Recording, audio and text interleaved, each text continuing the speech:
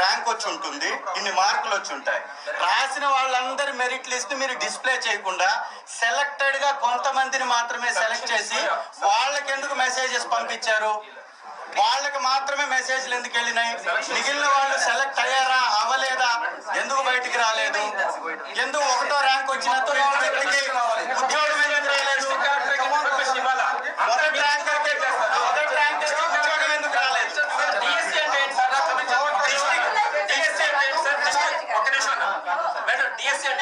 District selection committee ఎక్కడైనా మీరు district లో కలెక్టర్ గారు చేస్తారా? చేయాలి.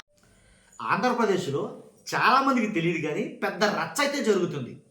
నిజంగా ఆంధ్రప్రదేశ్లో దేని మీద అంత రచ్చ జరుగుతుందంటే ఏపీ డిఎస్సి చంద్రబాబు నాయుడు గారి మొట్టమొదటి సంతకం పెట్టిన ఫైల్ ఏదైతే ఉందో డిఎస్సి ఏదైతే మెగా డిఎస్సి పోస్టులు భర్తీ అని చెప్పి సంతకం పెట్టారో దాని మీద చాలా అక్రమాలు జరిగాయి, పోస్టుల్ని అమ్ముకున్నారు, చాలా గోల్మాల్ అయితే జరిగింది అని పెద్ద రచ్చ జరుగుతుంది.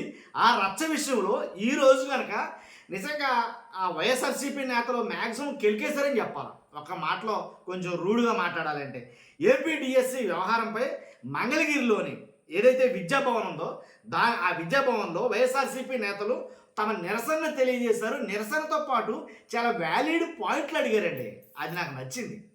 చాలా వ్యాలిడ్ పాయింట్లు అడిగారు. విద్యాశాఖ కమిషనర్ కార్యాలయంలో అధికారుల్ని నిలదీశారని చెప్పాలి. వైసీపీ ఎమ్మెల్యేలు కావచ్చు, ఎమ్మెల్సీలు కావచ్చు. డిఎస్సి 2025 అక్రమాలపై విచారణ జరపాలని డిమాండ్ చేశారు వాళ్ళు. అంతేకాదు వాళ్ళు అడిగిన ప్రశ్నలకి అధికారులు ఎవరు సమాధానం చెప్పలేకపోయారు. మనం మామూలుగా కాదు ఇచ్చి పడేశారంటారు కదా, ఒక రకంగా అలా జరిగింది. అదైతే కనుక మ్యాక్సిమం అదేనే కాదండి, రాష్ట్రంలో ఏపీ డిఎస్సిలో కొన్ని అన్యాయాలు జరిగాయి అని రాష్ట్రం మొత్తం కదిపి కుదిపేశారు. జగన్మోహన్ రెడ్డి గారు ఒక ట్వీట్ చేశారు, మీకు గుర్తుండే ఉంటుంది జగన్మోహన్ రెడ్డి గారు చేసిన ట్వీటు. ఆ ట్వీటు చాలా అసలు ఎలా అంటే వివాదాస్పదమైనటువంటి ట్వీట్ అని చెప్పాలి. కానీ అలాంటి ట్వీట్ చేసి ఒక 9 పాయింట్లతోటి జగన్మోహన్ రెడ్డి గారు ప్రశ్నలు సంధిస్తే ఒక్క ప్రశ్నకు కూడా సమాధానం చెప్పరా. లోకేష్ గారు ఒక్క ప్రశ్నకు కూడా సమాధానం చెప్పకపోగా జగన్ గారు చేసినటువంటి ట్వీట్కి రీట్వీట్ కింద, అంటే వేరే ట్వీట్ అయితే కనుక నారా లోకేష్ గారు చేశారు. అదేంటి జగన్ గారు చేసిన ట్వీట్ ఏంటి? దానికి బదులుగా నారా లోకేష్ గారు ఏ సమాధానం చెప్పారు? ఈ రోజు జరిగిన మంగళగిరి విద్యాభవన్లో ఏదైతే జరిగిందో ఆ తంతు ఏంటో నేను వీడియో పెడతాను. ఫస్ట్ వీడియో పెడతాను, వీడియో చూడండి చెప్తాను. మీకు వీడియో చూస్తే కనుక వాళ్ళు అడుగుతున్న ప్రశ్నలు కావచ్చు అని కాదు. వీడియో చూసే ముందు నాకు రిక్వెస్ట్ ఉందండి, ఏంటంటే రాష్ట్ర ప్రజలందరికీ వాస్తవాలు తెలియాలి. చంద్రబాబు నాయుడు గారు పెట్టిన మొదటి సంతకం ఏదైతే ఉందో దాంట్లోనే ఇన్ని అక్రమాలు జరిగాయా, ఇన్ని అన్యాయాలు జరిగాయా అనే ఒక ప్రశ్నలు వైఎస్ఆర్సీపీ లేవనెత్తింది. దాంట్లో వాస్తవాలు ఎంత ఉన్నాయి, అసలు వీళ్ళ మాటల్లో వాస్తవాలు ఉన్నాయా లేదా అనేది మీరు తెలుసుకోవాలి. మీరు తెలియాలంటే మీ బాధ్యతగా ఫస్ట్ లైక్ చేయండి. లైక్ చేస్తే ఎక్కువ మందికి ఇన్ఫర్మేషన్ షేర్ అవుతుంది. కొత్తగా మన ఛానల్ చూస్తే పక్కాగా సబ్స్క్రైబ్ చేయండి. మీ అమూల్యమైన అభిప్రాయాన్ని కామెంట్ చేయండి. వీడియో ఎండ వరకు చూసిన తర్వాత ముందు వీడియో చూడండి చెప్తాను, తర్వాత మనం మాట్లాడుకుందాం. మీ డిజిటల్ అసిస్టెంట్ గా ఉన్నటువంటి అవుట్ సోర్సింగ్ ఉద్యోగికి ర్యాంక్ వచ్చింది, వాస్తవమా కాదా? డిజిటల్ అసిస్టెంటే ఈ యొక్క ప్రశ్న పత్రాన్ని అప్లోడ్ చేసేది, వాస్తవమా కాదా? ర్యాంక్ వచ్చినటువంటి వ్యక్తిని మీరు మీ దగ్గర ఉన్నటువంటి డేటాలో నుంచి తొలగించింది, వాస్తవమా కాదా? అతను కోర్టుకు వెళ్ళింది, వాస్తవమా కాదా?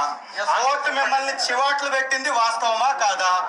ఎందుకు మీ ఉద్యోగి ఎగ్జామ్ లో టాపర్ అయ్యాడు, ఎందుకు ఆ ఉద్యోగిని మీరు తొలగించారు? ఎందుకు మళ్ళీ ఆ ఉద్యోగి కోర్టుకు వెళ్ళాడు? ఎందుకు ఆల్రెడీ టెట్ కన్వీనర్ ఉండంగా మళ్ళీ జాయింట్ డైరెక్టర్ ని విద్యాశాఖ నుంచి తీసుకొచ్చేసి కొత్తగా వీరిని అపాయింట్ చేసి వీరిని ముందు పెట్టేసి ఎందుకు నడిపించారు ఈ తతంగం?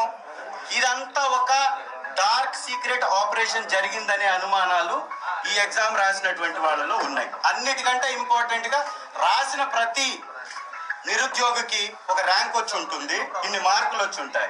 రాసిన వాళ్ళందరి మెరిట్ లిస్ట్ మీరు డిస్ప్లే చేయకుండా సెలెక్టెడ్ గా కొంతమందిని మాత్రమే సెలెక్ట్ చేసి వాళ్ళకి ఎందుకు మెసేజెస్ పంపించారు? వాళ్ళకి మాత్రమే మెసేజ్లు ఎందుకు వెళ్ళినాయి? మిగిలిన వాళ్ళు సెలెక్ట్ అయ్యారా అవ్వలేదా? ఎందుకు బయటికి రాలేదు?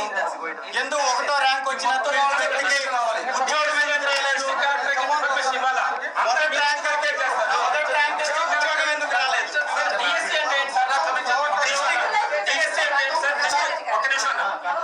డిఎస్సి అంటే డిస్ట్రిక్ట్ సెలక్షన్ కమిటీ ఎక్కడైనా మీరు డిస్ట్రిక్ట్ లో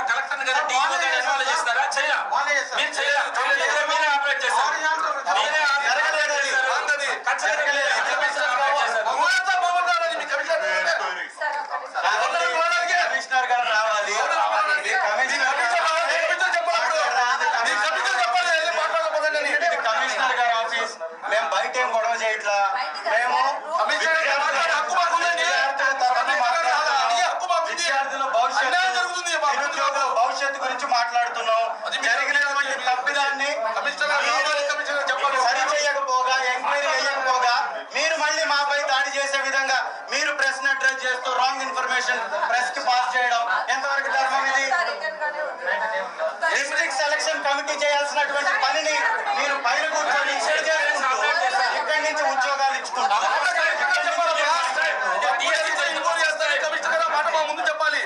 అసలు ఆఫీసర్ కి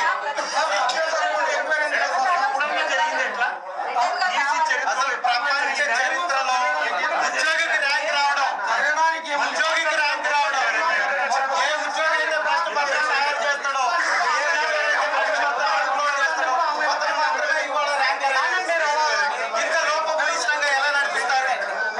ఎందుకు సీక్రెట్ గా పెట్టారు? ఎందుకు డిస్ప్లే చేయలేదు? ఎందుకు మొదటి ర్యాంకర్ కోర్టుకి ఎందుకు వెళ్ళాడు? ర్యాంకర్ కోర్టుకి ఎందుకు వెళ్ళాడు? ర్యాంకర్ కోర్టుకి ఎందుకు వెళ్ళాడు? ఉద్యోగం ఎందుకు ఇవ్వలేదు అతనికి? అతనికి ఉద్యోగం ఎందుకు ఇవ్వలేదు? అవుట్ సోర్సింగ్ ఉద్యోగం ఎలా ఎగ్జామ్ రాస్తాడు? రమ్మనండి.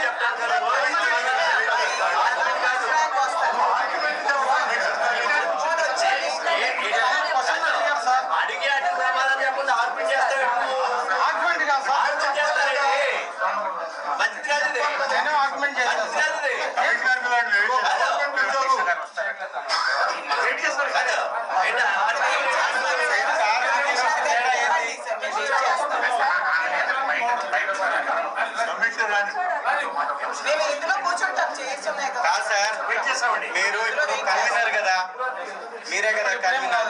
అయిపోయింది ఇప్పుడు కన్వీనర్. సరే, మీరు ఈ జరిగిన డిఎస్సీకి కన్వీనర్ కదా. అందుకే సార్ మొత్తం నాకు తెలుసు చూపిస్తారు. మీరు ఏదైతే అడిగారో ప్రతిదీ రిటర్న్ గానే ఇప్పుడు మీడియా సాక్షిగా మా వాళ్ళు చాలా స్పష్టంగా అడుగుతా ఉన్నారు. మొదట మీరు మెరిట్ లిస్టు పెట్టిన మాట వాస్తవం కాదు సార్? వాస్తవం సార్. వాస్తవమైన తీసేసిన మాట వాస్తవం, తీసేసిన మాట వాస్తవం సార్. అప్పుడే తీసేశారు సార్ అప్పుడే ఒక్క రోజే కూడా 24 గంటలకు 6 నెలల కింద తర్వాత చేశారు. ఒక్క రోజులో తీసేశారు. ప్రభుత్వం ఇప్పటికైనా సెలక్షన్ లిస్ట్ మీ దగ్గర ఉందా? ఇప్పటికైనా సెలక్షన్ లిస్ట్ సార్ ఉంది sir. Permanent sir. Selection list display చేయాల, వెబ్సైట్ లో పెట్టాల. స్పోర్ట్స్ ఆడనటువంటి వాళ్ళకు కూడా ఉద్యోగాలు వచ్చాయని ఆరోపణలు ఉన్నాయి. సర్టిఫికెట్ ఉంటే చాలు. దాని ఉద్యోగాలు అసలు మ్యాండేటరీ కదా. టెట్ అనేది మ్యాండేటరీ కదా. టెట్ రాయకుండా ఉద్యోగాలు వస్తున్నాయి కదా. మీకు అనుకూలంగా మార్చుకున్నారు కదా పద్ధతుల్ని. సార్ సెటిల్ అయిపోతున్నారు సార్. చిన్న మెసేజ్ పెట్టండి. 30 ఎమ్మెల్యేలు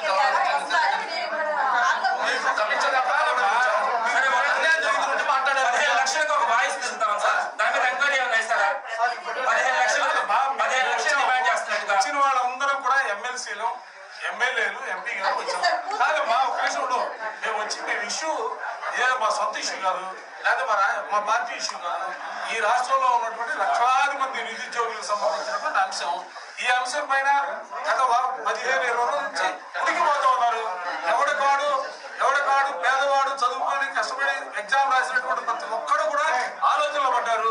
ఇవాళ ఇదన్నీ కూడా ఒక పథకం ప్రకారం జరిగింది.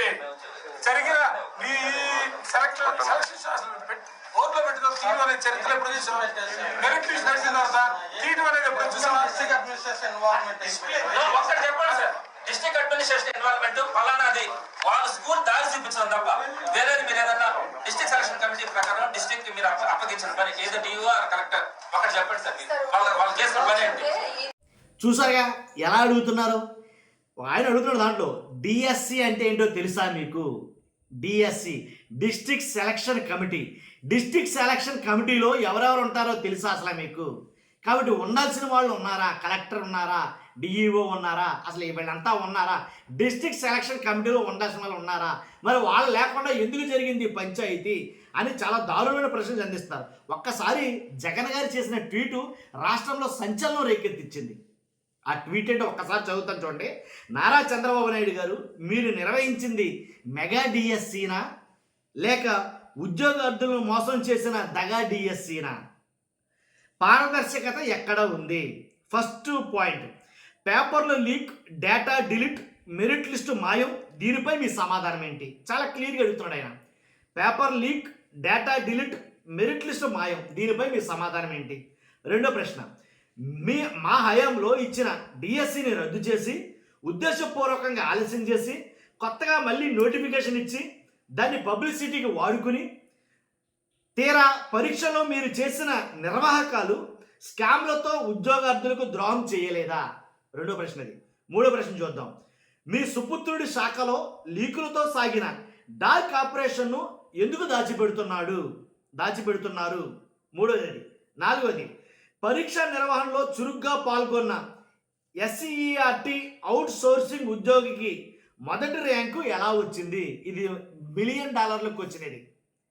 ఎలా వచ్చింది? పరీక్ష నిర్వహణలో చురుగ్గా పాల్గొన్న ఎస్సీఆర్టీ అవుట్ సోర్సింగ్ ఉద్యోగికి మొదటి ర్యాంక్ ఎలా వచ్చింది? ఇది నాకు కూడా అర్థం కాల.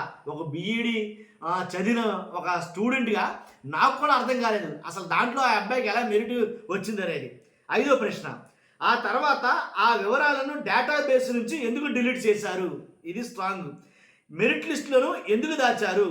టాపర్ వివరాలను ఎందుకు తొలగించారు? నాకు అర్థం కాల. ఈ ప్రశ్న మీద నాకు అనుమానం ఉంది. ఆరోది, సెలెక్ట్ అయిన వారికి మాత్రమే నేరుగా మెసేజ్లు ఎందుకు పంపారు?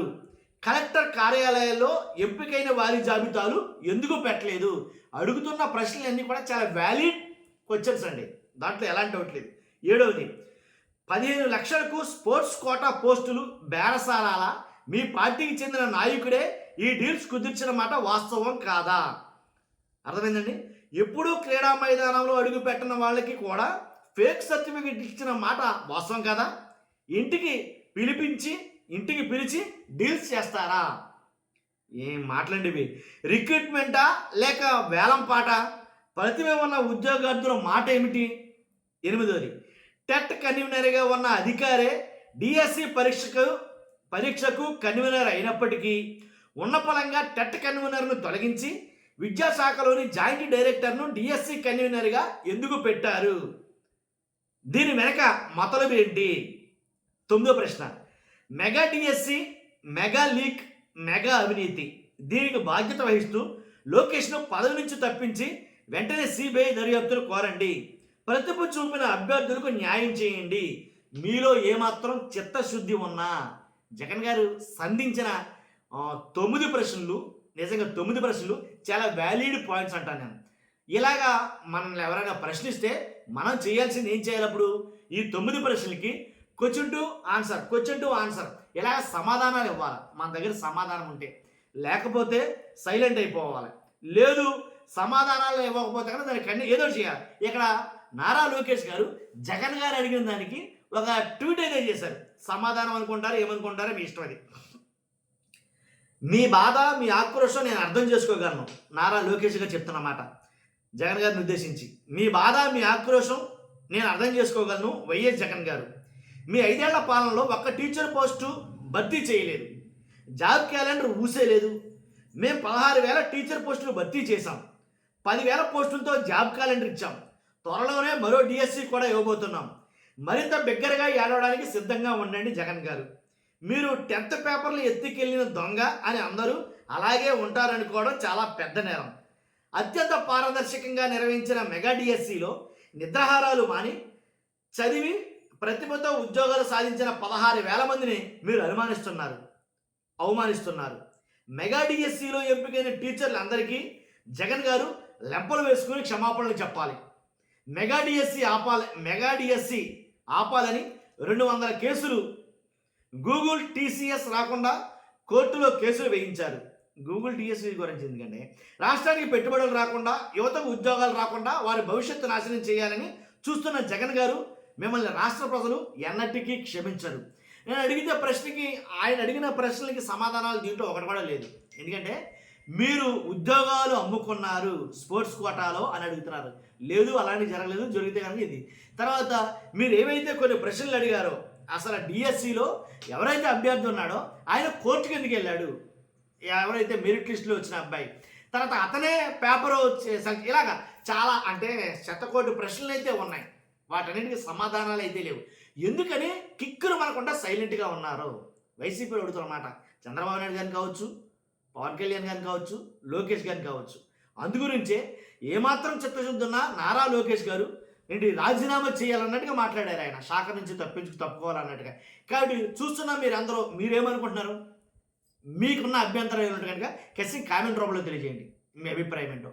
కొత్తగా మన ఛానల్ చూస్తే పక్కాగా సబ్స్క్రైబ్ చేయండి, ఫస్ట్ అయితే లైక్ చేయండి. Thank you very much.